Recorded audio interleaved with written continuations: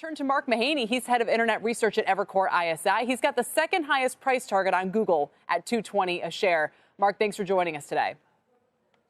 Hi, Kelly. What do you think so far? What jumps out? Well, I think the word that's going to be used more than any other today is Gemini. So they're going to infuse Gemini and AI into all of their apps. And the huge advantage that Google has is that they've got 1 billion plus users for a range of different consumer-facing apps, whether that's YouTube, search, photos, Gmail. There's just so many different ways that they can win here. And I think what they're showing today is when you use, you can now use AI to say the wonderful example I saw earlier is if you take pictures of your child swimming over there as they grow up over time in the first 15 years, you can say, show me pictures of my child learning how to swim. I mean, it's just wonderful to be able to go through that library of photos that you have and have somebody use artificial intelligence to pull out the most relevant photos to you. So there's just a lot of different ways I think they can win. And I think the products are going to get more and more interesting for consumers. Although Ben Thompson made a great point the other day when he said basically, this era calls for great products, the best. And Google has been an advertising company for the past couple of decades. So how do they change that corporate culture to really focus on we are product people who are putting the end user first, as opposed to we are basically a sales force who's kind of, putting the advertiser first? Well, all due respect to Ben Thompson, I'll just give you a very different perspective on this, which is search. 80% of search activity doesn't show any ads.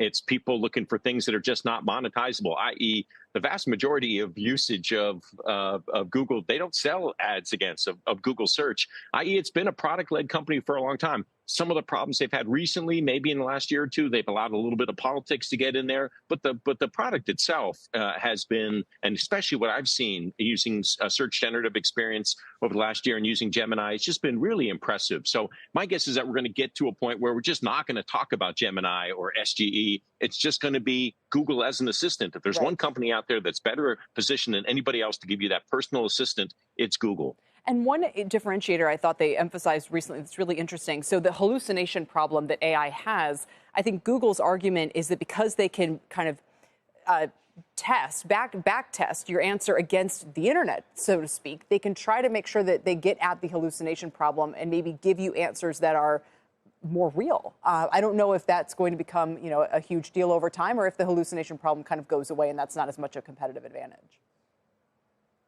I don't know. That's a great point. I don't know how they solve that. I assume everybody's going to have to deal with that. Anybody who's running these very large models, large language models, is going to have to deal with that.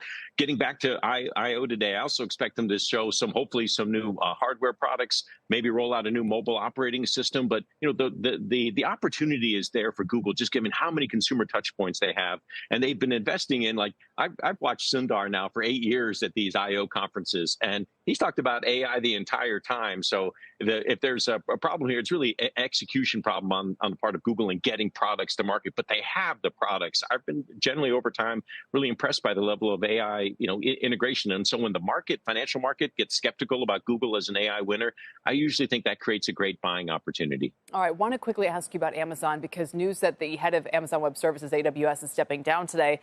Stocks seem to take that as a negative, maybe implying some strategic weaknesses there. How do you take it? Well, Andrew, had been, he was the lead person at AWS almost since the beginning, except for Jassy. Jassy was really the lead person. But the person who's replacing him, the head of sales, has been with the company also been with AWS for 2006.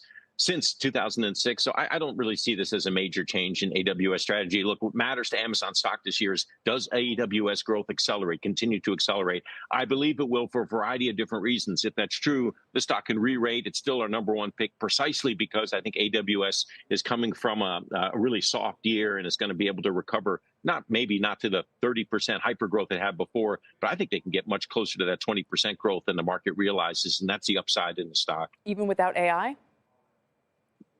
No, AI is part of it, and they're also telling you that that AI workloads are already at a multi-billion revenue run rate for them. That was the most recent disclosure in the last earnings call. So they're not going to. They may have been slow on the AI transition, but they're not going to miss it, and they've got plenty of opportunity to catch up. I like Amazon as an AI play too. All right, Mark, thank you very much for your time today. We appreciate it. Thanks, Kelly. Mark Mahaney.